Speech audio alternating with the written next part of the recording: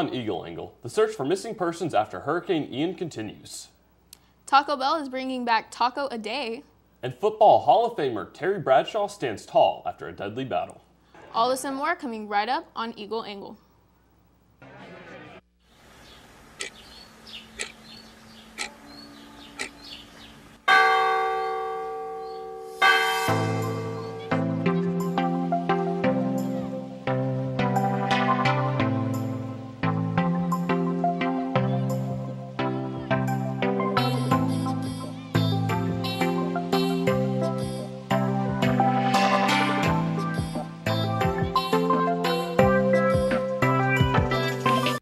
Hello and welcome to Eagle Angle, a student-produced newscast live from Oklahoma Christian University. I'm Joe Luckett. I'm Hannah Stover.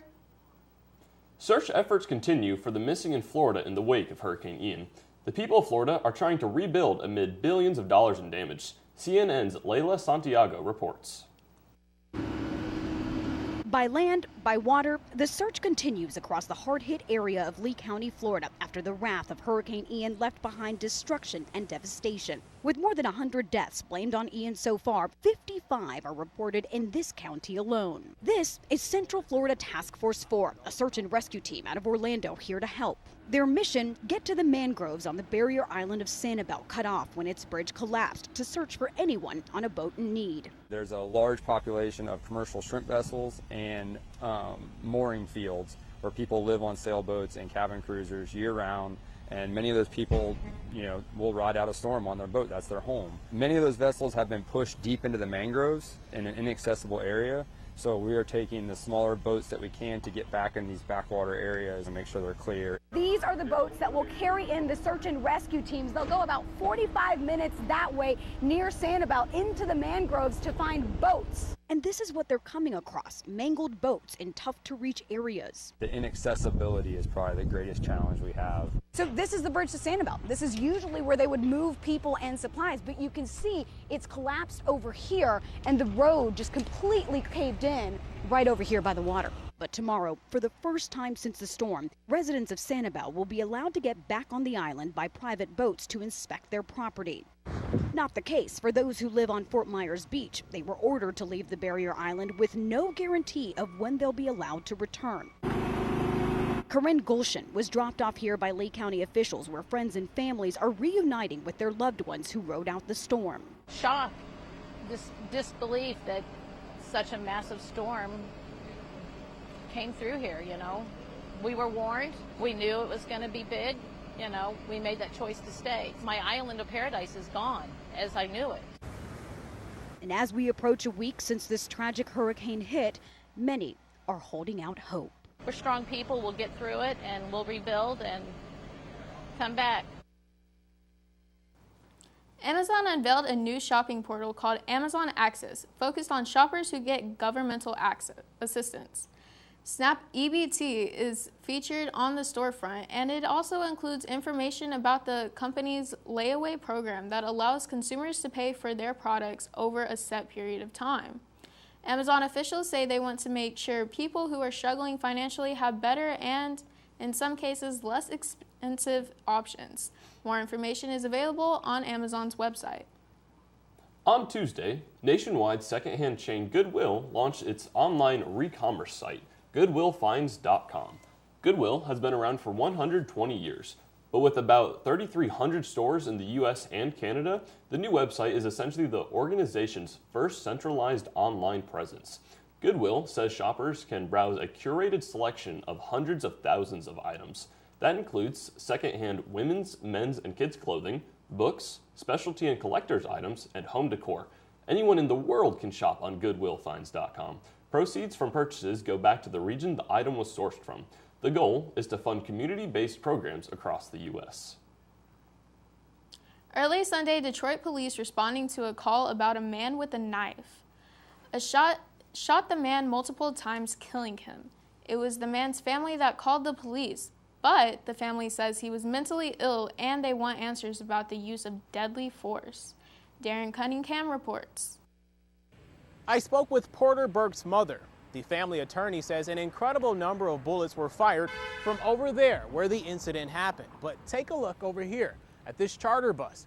You can see the damage from that gunfire. I honestly thought it was a drive-by shooting that happened. Shattered windows and bullet holes adorn the side of Aaron Montgomery's charter bus on Snowden Street. He says he had just gotten home from driving his other bus Sunday morning around 4:30 a.m. when he heard gunfire about 30 minutes later. Chief James White says the family of a mentally ill man called police and reported he had a knife. The chief says officers shot him. Family identifies the man as 20-year-old Porter Burks. Upon encountering him, there was some type of resistance. We're looking into whether or not he charged the officers, whether or not he attempted to stab the officers. We just don't know enough right now. The chief says non-lethal force was initially used. They deployed a taser. We're looking into whether or not the taser took effect, but obviously it did not, and they engaged in fatal force. Burke's family wants to know what happened with that taser. They also have questions about the police response. So do neighbors. And I believe law enforcement need better training when it comes down to handling mental patients. I think that guy who lost his life that night, although yes, shots rang out towards my home and my businesses here with the buses, could have been handled better. Porter Burke's mother tells me her son suffered from schizophrenia. Detroit police have been working to change how they handle calls for people dealing with a mental health crisis. Last year, we told you about a new partnership between DPD to train officers. There are a lot of questions still remaining in the wake of this shooting. So now I got to stop my money and my income coming in because of foolishness. The family directed me to a Figer law firm who sent us this statement saying they're working to obtain all of the evidence that they can. They go on to say, quote, "We are working hard to understand how and why a mentally ill citizen whose family called for help was tased and then reportedly shot over 30 times," end quote. In Detroit, Darren Cunningham, 7 Action News. The video of a teenager's arrest at the Tulsa State Fair went viral yesterday. The officials said that he was very drunk and aggressive when he was arrested. A video was recorded of the event which shows the teenager getting punched and pinned to the ground by a deputy while being put in handcuffs. Some have accused deputies of using excessive force on the drunk teenager. The controversial video has been shared extensively online as well as by national outlets. Oklahoma Christian journalism alumni Steve Lackmeyer was honored by Alumni Landing on Monday for being inducted into the Oklahoma Journalism Hall of Fame. Lackmeyer was the news editor of the Oklahoma Christian's online newspaper, The Talon, and is now in his 32nd year of working at the Oklahoman. In honor of his works, The Talon will hang an identical plaque in the Sightseer newsroom located in the Garvey Center. Taco Bell is bringing back its Taco a Day Club. It's actually called the Taco Lovers Pass, and it allows customers to get a free taco each day for a month for $10. The fast food chain has done it before. The program was first launched on its mobile app earlier this year before it was pulled. Now it's available Tuesday only in celebration of National Taco Day. You could sign up using the Taco Bell app. It sounds like a good deal, but most physicians would probably tell you a taco a day isn't a great deal. The Oklahoma City Zoo is currently holding its annual pumpkin drive. Guests that bring pumpkins larger than their heads will receive free same-day admission. Pumpkins are available to purchase at the Halloween warehouse in front of the zoo's entrance. The pumpkin drive started this past Saturday and will end this coming Friday. It's a dream come true for a Wisconsin man who taught himself how to carve pumpkins. Now he is showcasing his skill in front of a worldwide audience on a new season of a Food Network show. Anthony Ferretti reports. Carving, I said to myself, if I could be on Food Network doing that. We're back. Bias is a self-taught pumpkin carver who finds himself in the spotlight among the nation's best after a casting company reached out to Bias on Facebook looking for contestants. They wanted to know if I was interested in being on the show. And I said yes, and the next thing I know, I'm on the Food Network. Bias didn't always carve pumpkins. In fact, he specializes in turning fruits and vegetables into flowers. He originally moved to Rockford to be a realtor. That is until a friend called him to ask if he's still carving. He says, I need a pumpkin carver. And I'm thinking, I don't carve pumpkins. And I agreed to it. Using the tools and experience Bias learned carving flowers into fruits, he learned to carve faces. Once I get a basic form I want, and I just do this in the mirror, and I'll look at it, and I'll touch my face to feel the muscles. and how they react to these different expressions. Bias hopes sharing his passion with others will spark the next generation of carvers. I think that's important, that they learn to pursue, they learn to go after something, and they also learn to learn. As a lifelong carver, Bias says landing the gig on Outrageous Pumpkins is a dream come true. The whole time I've been in this industry, I'm looking at that as kind of like to measure my progress. So now I'm there. With less than a month before Oklahoma Christian's lighting of the Commons, Soundings has begun accepting signups for their annual Christmas market. The Christmas market is a key fundraiser for the publication that features the selling of wares or the display of other causes. The deadline for booth reservations is October 15th. If you have any questions, please email the address below. On October 10th, Oklahoma Christian will be hosting Christian artist Chris Renzema. The concert will be held at 7:30 p.m. in the Gaylord Forum. Tickets are $15 and can be purchased using the website oc.edu/tickets. Student tickets will be complimentary and can be picked up in the Welcome Center with a student ID. Today is the last day to sign up for the Chi Lambda Phi Pickleball Tournament. Proceeds of the tournament will go to support for mental health. The entrance fee is $25 per two-person team. The first place winners will receive $100. The tournament will take place this Saturday at the Oklahoma Christian's pickleball courts. If you have any stories you would like us to report on, please send an email to our producer with the address on the screen. We're going to take a quick break. And when we come back, Hannah will have your Eagle Angle weather report.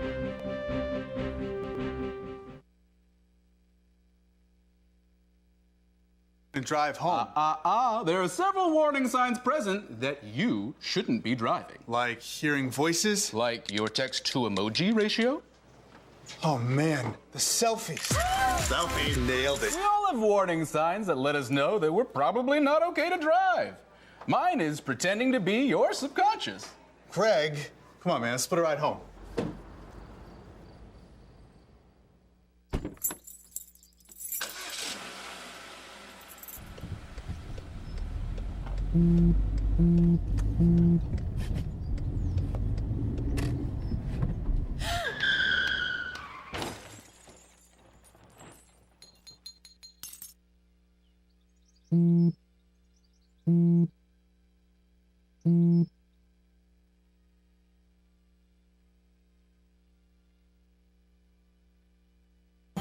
Meet the scan, a simple procedure whose mission is to detect lung cancer early.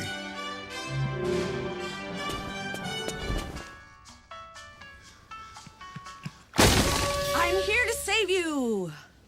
But I feel fine. That's great, but you may still be at high risk for lung cancer.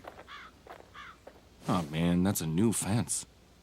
If you smoke, early detection could save your life. Learn more at savedbythescan.org. This is the story of a boy who is very sensitive to lights and sounds. So he built secret hiding places where nothing could get in. The boy didn't like looking people in the eye. It made him feel uncomfortable. One day, he found out he had something called autism. His family got him help. And slowly, he learned how to live with it better. Early intervention can make a lifetime of difference. Learn the signs at autismspeaks.org.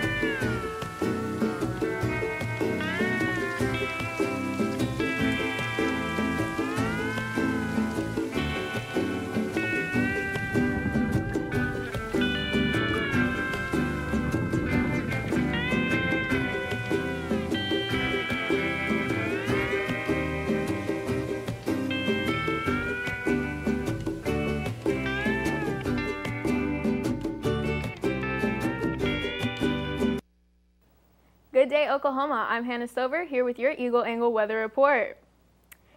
Today it is 85 and it feels like 84. It was pretty sunny today as well. Now let's go ahead and look around Oklahoma for the weather today. In Guyman, it is 65. In Oklahoma City, it is 85. And now down in Durant, it is 88, pretty close to 90. And now let's look at tonight's temperatures. Tonight, it is 67 and with 7 to 10 mile an hour winds with 53% humidity. And let's see what the weekend will look like. Friday, it is cloudy and cool, and Saturday the sun's going to pop out, and then Sunday it will be just like Oklahoma expects, a windy morning. And finally, here is your 5-day forecast. Thursday, it is sunny. Thursday, it is partially cloudy with a little bit of sun, 84 for the high, 57 for the low. Again, partially cloudy on Friday, 71 for the high, 50 for the low. Saturday, partially cloudy, once again, 72 for the high, 57 for the low. And Sunday and Monday, it is going to be mostly cloudy with 81 for the high and 60 for the low. And that's all for your Eagle Angle weather report. When we come back, we'll have Kanisha Sanup in the entertainment corner to bring you the latest. I want to eat apples and bananas. I need to eat apples and bananas. Why can't I eat apples and bananas? Support the Feeding America nationwide network of food banks to help provide meals to those in need. Join us at feedingamerica.org.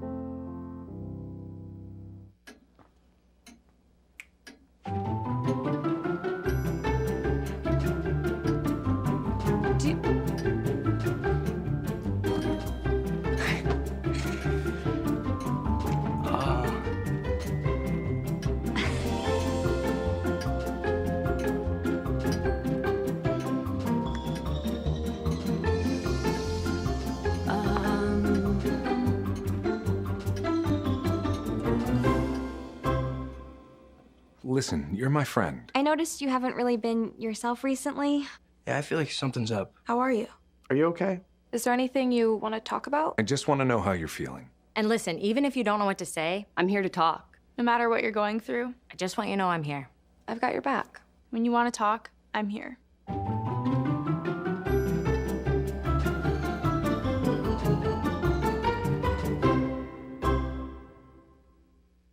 Son, love is like the ocean. You have to tread the waters. Dad, that's not the kind of help I needed. Jessica, will you go to prom with me? Yes. Thousands of teens in foster care can't wait to share their first with you. They call me Maxie, but I prefer tripod. I was your above-average four-legged homie, and then wham, bam, minivan. Some people pity me. Now that's lame. I still run, fetch, and swim. And the ladies love me. I'm the ultimate wingman.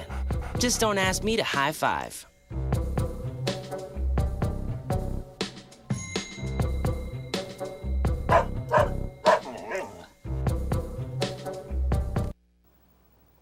I'm Kanisha Sanup, and welcome to the Entertainment Corner. Country music legend Loretta Lynn has died. Lynn, known as the Queen of Country Music, passed away at her Tennessee home Tuesday, according to a statement from her family.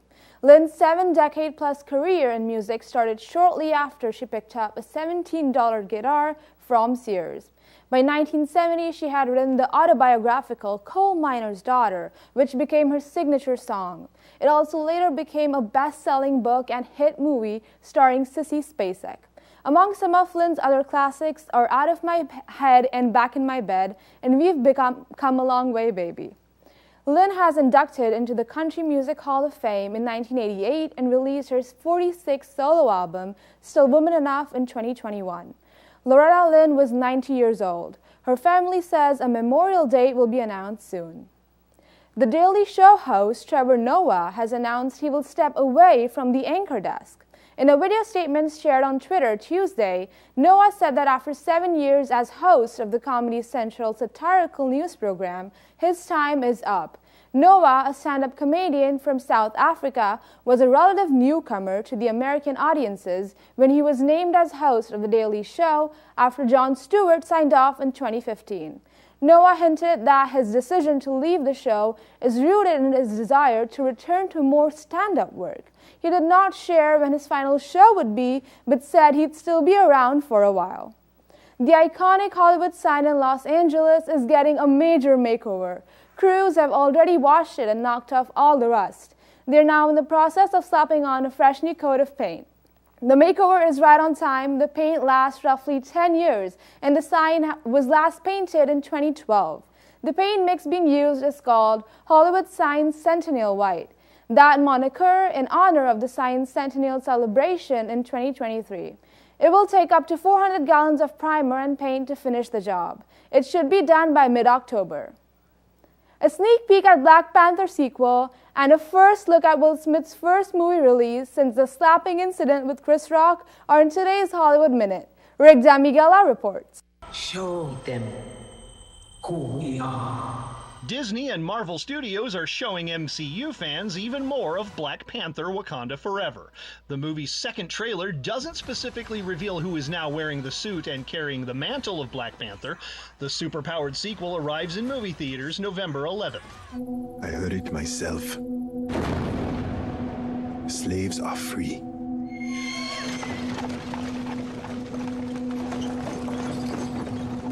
Zazu. Lincoln. Here is your first look at Will Smith in Emancipation. This is Smith's first project to reach audiences since the incident at this year's Oscars ceremony. Directed and executive produced by Antoine Fuqua and based on a true story, the movie stars Smith as a runaway slave trying to escape from plantation owners. Emancipation debuts in theaters December 2nd, followed by Apple TV Plus December 9th. In Hollywood, I'm Rick Damigella. That's all for today's Entertainment Corner. Here's Gabe Waden, who has your Eagle Angle Sports Report. Thanks, Kanisha. The Oklahoma Christian men's golf team took home first at the Ryan Palmer Foundational Invitational yesterday.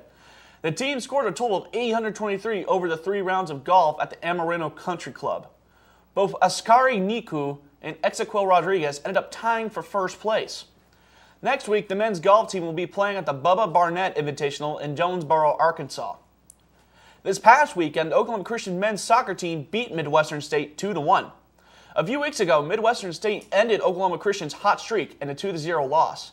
But this past Saturday, the Eagles came back with a fiery vengeance. The Eagles took the lead 22 minutes into the match with a penalty shot by Joep Clausen. Midwestern State tied the match up in the 29th minute with a free kick. Isaiah Silva made the winning goal at the 53rd minute, winning the match for Oklahoma Christian 2-1. Tonight, the men's soccer team will be playing at Lubbock Christian. The Oklahoma Christian's women's soccer team earned a draw this past weekend. The Lady Eagles faced St. Edward in back-to-forth home games. In the first half, the two teams battled over possession of the ball, but the Oklahoma Christian women outshot St. Edwards in an aggressive second half. The Lady Eagles will be home tonight facing Eastern New Mexico at 6 p.m. Terry Bradshaw, the Hall of Fame quarterback and television analyst, just revealed he had battled cancer twice and won. He was diagnosed with bladder cancer in November, and then he got skin cancer in March. Bradshaw shared the news Sunday saying, "I'm cancer-free, I'm feeling great, and over time, I'm going to be back where I normally am, so I appreciate your prayers and your concerns." Bradshaw was a central part of the Pittsburgh Steelers dynasty in the 1970s. He was inducted to the Pro Football Hall of Fame in 1999 and has been a game announcer for Fox Sports for the last few decades. And that is all for your Eagle Eagle Sports Report. When we come back after the break, Hannah will be back for our feel-good story of the week. Staring contest. You still got it. I know. Come alive with the forest. Visit discovertheforest.org to find a forest near you.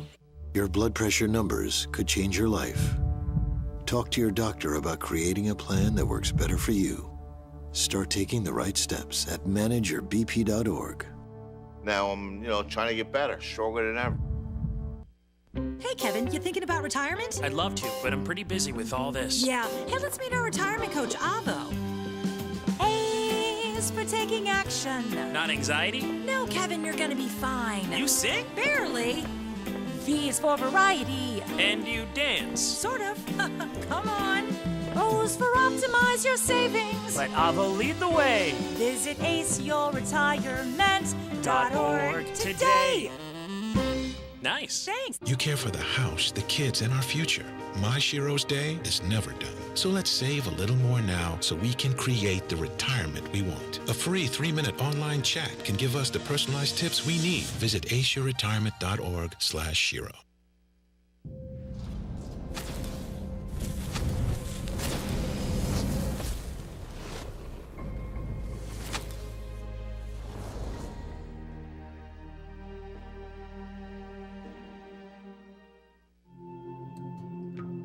When I was growing up, my mom was extremely tidy.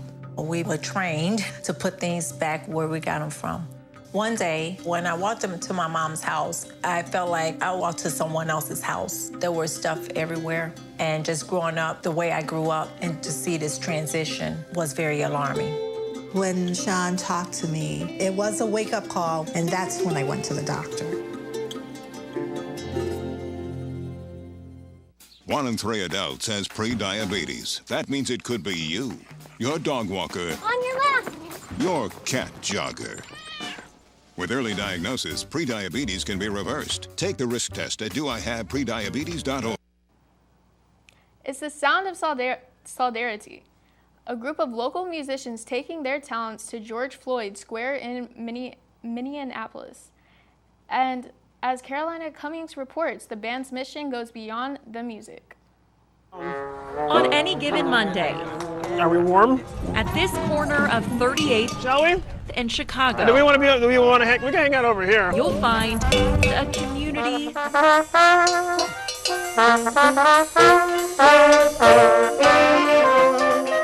concert. Just bring your horn. Same time. To be in that number. Same place. When the band begins to play. Everybody! Same mission. There were so many people that saw George Floyd's murder and said, what do I do? I don't know what to do. A lot of us as musicians felt we could use our art and use our gifts to bring as an offering to this space and to the movement. A movement for racial justice Butchie Austin felt was worth playing his trumpet for. Soon he found others performing with the same purpose. I thought I would just start playing, and then I did play for a minute. And then I was approached by some other musicians in the square at the same time. That's sort of how we started playing together. Some starting as strangers. I didn't know any of those players. But eventually, friends. Stand by me.